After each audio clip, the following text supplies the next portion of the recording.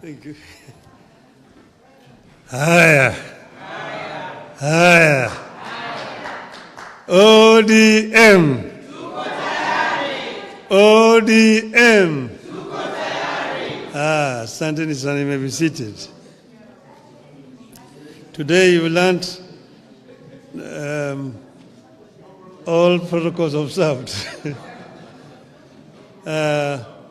Hamjambo. Hamjambo tena. Yes, I've sat for too long down here that I'm now a little bit confused. But I think it has been very exciting and also very illuminating to listen to other people talk. I want to thank particularly the two gentlemen you invited here. That is Polycarp Omolo Chilo and Dr. Oscar Otele from the University of Nairobi. I found their contribution very informative indeed, and with a lot of humor and good touch. And I also want to thank everybody else who has contributed in this discussion today. It was a wonderful session. We thought that it is necessary for us, before you go back, to have a PG, because you have not had a PG where you also brought the party leadership to talk to you together. And we felt that we should do it before the end of the year, particularly before we go for the Jamboree in Mombasa. So I'm not going to bore you with a very long speech. There's a few things that I put together that I want to say.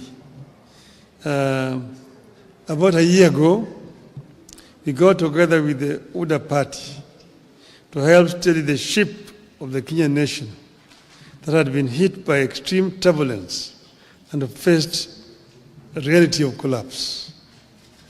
Some people may not even know exactly where we were, but because I had a first inside impression of what was happening, we were very much almost on the precipice. Because as you see, after so many days of demonstrations, you saw that eventually the military were on the streets.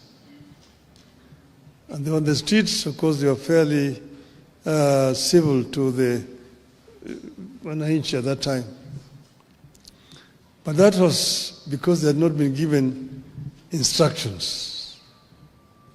And you know, there is what you always all the time talk about, the chief of defense forces. Once the military are given instructions, they execute. And we are almost there. We're almost there. So he said, it's better to have a country that is civil, where leadership can be replaced through the ballot rather than through the bullets. And that was one of the reasons why we did what we did at that time. The coming together started informally, with some of our members joining the government.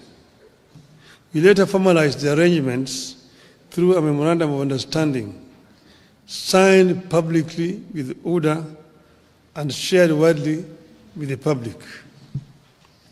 This far, a core agenda of our coming together has been achieved. We have a stable and peaceful country. We beat back the chaos and created an environment in which you can agree to disagree without staring at a collapse. I recognize and appreciate the role our MPs continue to play in the realization of this noble goal of preserving the nation. As I've said before, whatever the differences and misgivings we have as parties or leaders, we must have a country first.